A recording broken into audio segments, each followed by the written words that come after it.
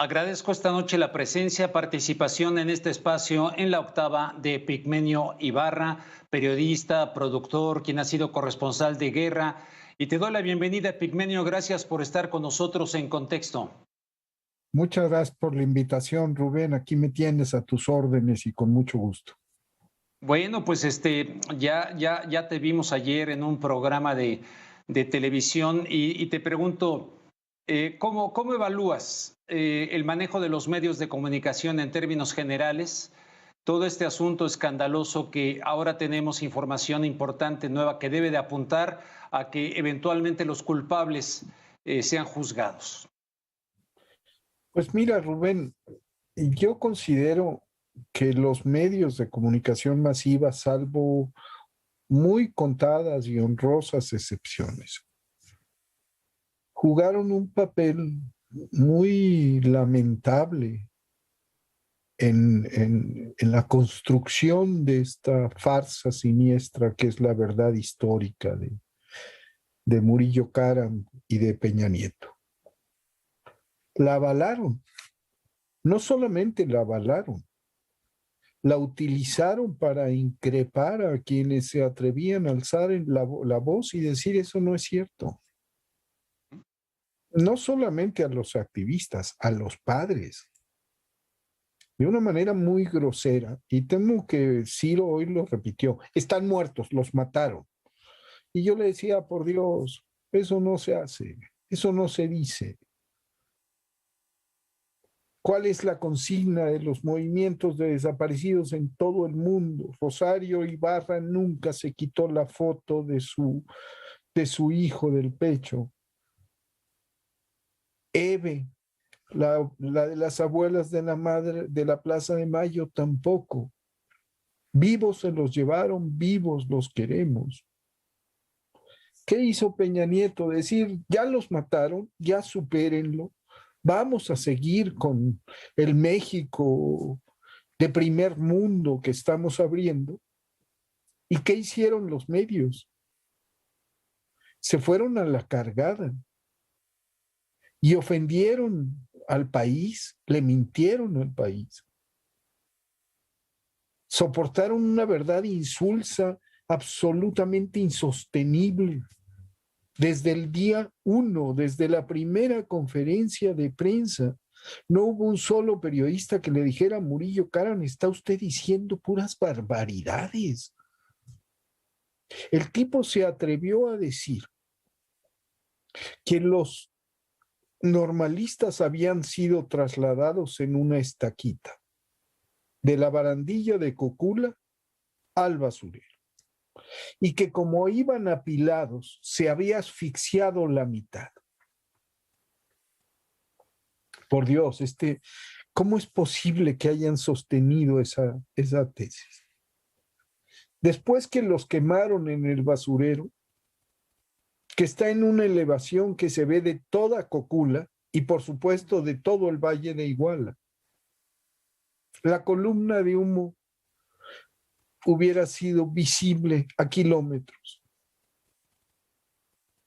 Eso le surgía decirlo porque este tipo se quería ir a China.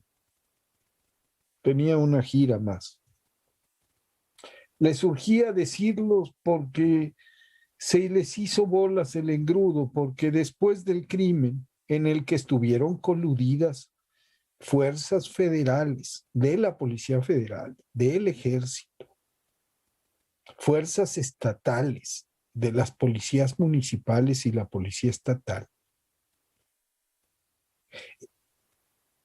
Después de esa noche, ya no hallaban cómo explicar.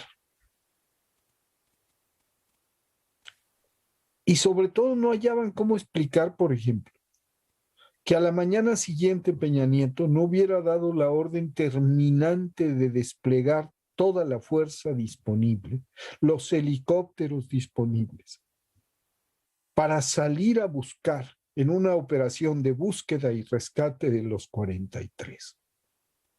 ¿Por qué no lo hizo? Porque no le dio la gana. Y tampoco quisieron decir que los 43 eran objeto de una vigilancia contrainsurgente. que el C5 tenía minuto a minuto información de lo que estaban haciendo, de la dirección que estaban tomando, de los ataques que sufrieron. Y menos decir que en la escena del crimen, la noche del crimen, estuvieron presentes efectivos del 27 Batallón de Infantería, que estuvieron presentes en Barandilla. Y ahora el GIE, después de tanto tiempo, obtiene un video de un dron de la Secretaría de Marina que si hubiera sobrevolado los primeros días hubiera descubierto muchísimas cosas.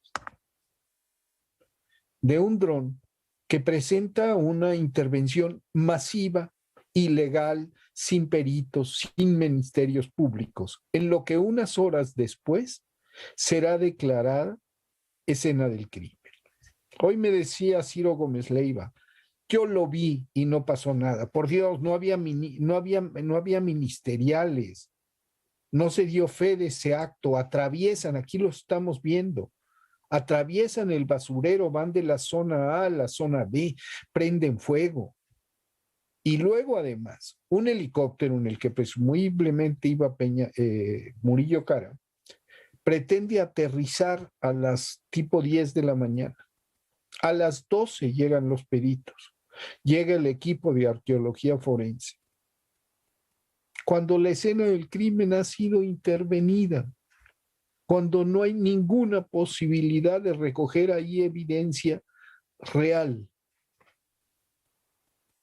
Pero esa mentira se impone. Se impone por tortura, por sembrado de evidencia, por ocultamiento de pruebas, por asesinatos, por muertes en circunstancias extrañas de 22 personas ligadas al caso. Y por toneladas de información de los más destacados líderes de opinión, desacreditando al movimiento social que se levanta en demanda de verdad y justicia, ofendiendo a los padres, mintiendo a la nación y soportando la tesis de Peña Nieto, diciéndonos groseramente a las y los mexicanos, ya supérenlo, ya están muertos, como decía hoy Ciro. Fíjate que está citando a Ciro, le agrego yo a Carlos Marín, en el caso de Colosio. Yo me metí duro como corresponsal aquí en México en el tema Colosio, para la cadena Telemundo. Y cuando Ciro Gómez Leiva y Carlos Marín decían, ya volteemos la página, no nos atoremos, yo sigo convencido de que no sabemos la verdad del caso Colosio hasta la fecha, de que hay una gran mentira en esto. Y en este tema, nomás que lo estuve buscando pero no los encontré, yo lo recuerdo igual, ya vuelta a la página, vámonos, esto que tú dices, ya están muertos.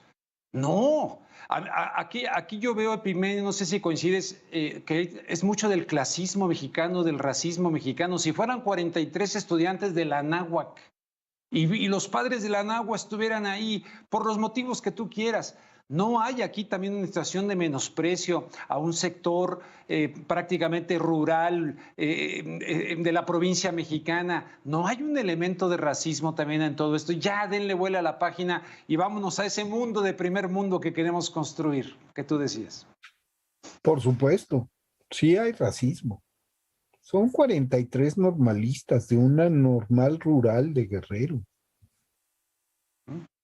Y además son revoltosos. Hoy mi Twitter ha estado lleno de mensajes de gente diciendo, se lo buscaron. Sí, sí. Se lo buscaron. Porque esa mentalidad, en lo profundo de todos nosotros, este daño gravísimo que le hizo Felipe Calderón a la cultura, a la identidad del mexicano, uno no puede dejar de evitar de pensar en algo andaría.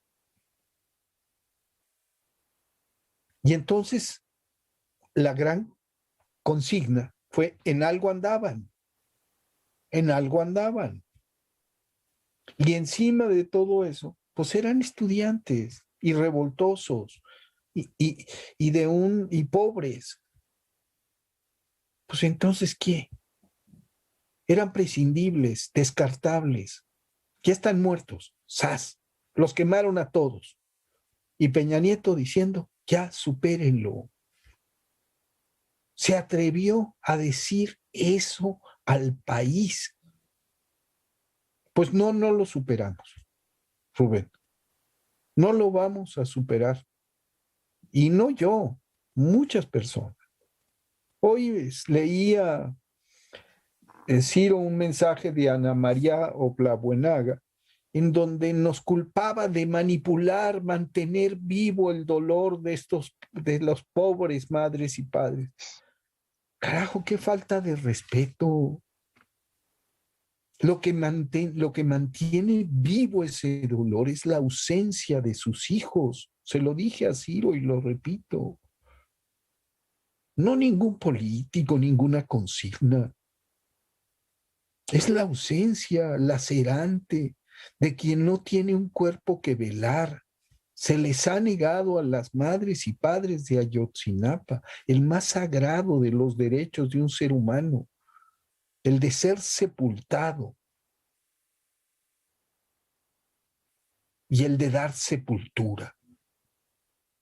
La desaparición es una cosa muy perversa y aquí hay toda una cosa brutal, porque a mí me da la impresión, lo que pasa es que nuestra prensa, perdón que lo diga así, no lee.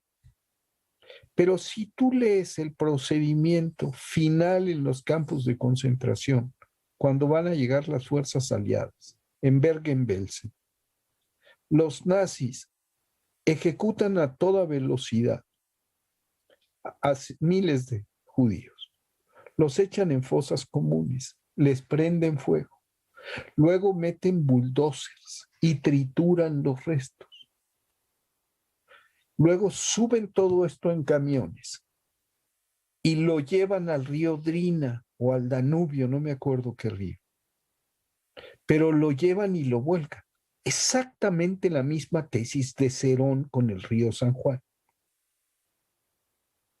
Tesis que fue demostrada como falsa. No es fácil, necesitas una temperatura altísima para volver polvo 43 cuerpos. Luego necesitas triturarlos. Eso antes, para matar a 43 muchachos, necesitas al menos unos 100 hombres. Porque si te van a matar, no te dejas. Sí. Quien esperaría que, por ejemplo, yo no puedo contradecirte porque siempre he tenido esta postura, o sea, estoy a favor de lo que dices, no coincido para nada con Ciro, con Marín, etcétera. Aquí lo que me parece ahorita muy relevante con los nuevos datos que tenemos es, ¿llegará esto hasta Peña Nieto? ¿Llegará esto a otras esferas del ámbito militar, de la Marina, etcétera, de la ex Procuraduría? Nos permitirán los nuevos datos. Ayer tuve a Ángela Buitrago aquí. Dice, bueno, yo no soy fiscal, ¿no? Pero tú cómo ves, ya para terminar, porque me queda un minuto, de que verdaderamente se castiga a los culpables. Porque esto es emblemático para otros asuntos impunes que están todavía en México. Mientras no haya verdad y justicia en Ayotzinapa, no puede haberla para el país. Y la verdad pasa por castigar al responsable desde Peña Nieto para abajo, toda la cadena de mando. Porque hubo acciones, hubo acción, omisión, negligencia, encubrimiento, obstrucción de la justicia, tortura, ocultamiento de la verdad. Eso tiene que castigarse, tiene que investigarse y tiene que castigarse. Y que aún así con esos datos haya periodistas hoy como los que citas, que estén diciendo lo que dicen, pues francamente, muy reprobable. Epigmenio Ibarra, ¿algo que quieras agregar? Nada, mi querido Rubén, ojalá y insistir en que nosotros hicimos la consulta de juicio expresidentes y no alcanzamos la cifra necesaria por la ley, entre otras cosas porque se nos saboteó. Pero esa consulta, aunque no tuvo el peso de ley, para mí es vinculante, moralmente vinculante. Como es moralmente vinculante el caso Ayotzinapa. Llevo 6 años pasando lista. Ujú. Y no lo voy a dejar de hacer hasta que los responsables de la mentira estén presos con los responsables de la desaparición.